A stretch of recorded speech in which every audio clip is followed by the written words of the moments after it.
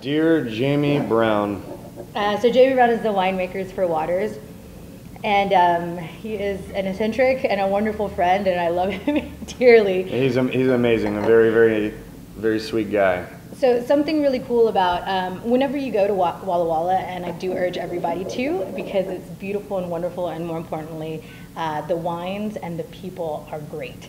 It actually means water, I believe, and so you see a lot of wineries incorporate the word water into their names. So here you have water, and then the little marking on the very top is I believe a Native American. I don't want to say the name of the tribe because I don't want to offend anyone. But right. It's a marking. It's a little marking right up top above the label. Probably because water, very sacred there. Difficult to get. Difficult to get. Water all around, but not necessarily in the valley, right?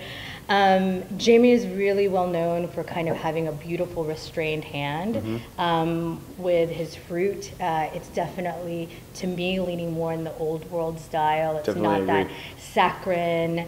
I always joke that Syrah from the New World can sometimes turn into that like blueberry IHOP syrup, right. That mapley blueberry pancake. Which can be a little bit much, especially if you're trying to work with food. And the beautiful part about Jamie's wines at Waters is that they achieve such an unbelievable balance. There is this beautiful old world component to the wines, but again, we talk about achieving this unbelievably ripe fruit and forward fruit while achieving those secondary aromas, those earth tones and those spice tones, those pepper tones that you get out of a beautiful Syrah. For me, every time I taste this, my head immediately goes right to an Along Graillot style of Croix Hermitage style Syrah, but with a little bit more of fruit pizzazz. But he does have a beautifully restrained hand. I think that's part of it. Any good chef will tell you. The less ingredients that they do and the better that they prepare a dish is when they've started to make it, is when they've started to kind of restrain from adding 15 ingredients on a plate. The guitar. Yeah, probably. Yeah, really talented dude. Just to let you know, this is the 2007 Waters Syrah. It's actually a Columbia Valley appellation, and for those of you that don't know, Columbia Valley is a larger appellation that's outside of Walla Walla. Walla Walla is more specific, so there are Walla Walla producers that are, of course, producing Columbia Valley. There's other sub-appellations like Forest Heaven Hills, Red Mountain, so they do source fruit, but in this case, this is mostly Walla Walla fruit. For me, I mean, it's so hard. Like, elegance is not really the first word that you hear or you think of when you think of Syrah, because it's peppery and it tastes like bacon sometimes. Sometimes it can. And it's meaty, but this is still elegant. There's that like blue and black core fruit with just a touch of pepper, and there's like a lovely glycerol note here, and then there's just a touch of bright red currant as well, right? Beautiful red currant. And you get some of those white and pink peppercorn components from the wine. There's a couple of really extraordinary wineries that out in Walla Walla that are doing some amazing things with Syrah. We tasted some really beautiful stuff, some exciting stuff as well.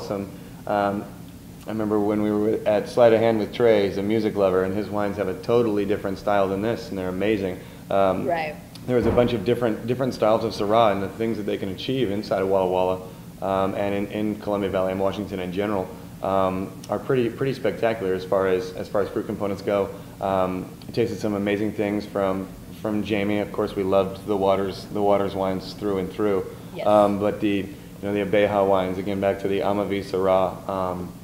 You think of any other producers that you kind of fell in love with as far as the Syrah grade? As far as Syrah, Morrison Lane was quite good. And then I do like Vapiano Syrah as well. And so Pepperbridge and Waters are neighbors, so I mean literally a stone's throw away from each other.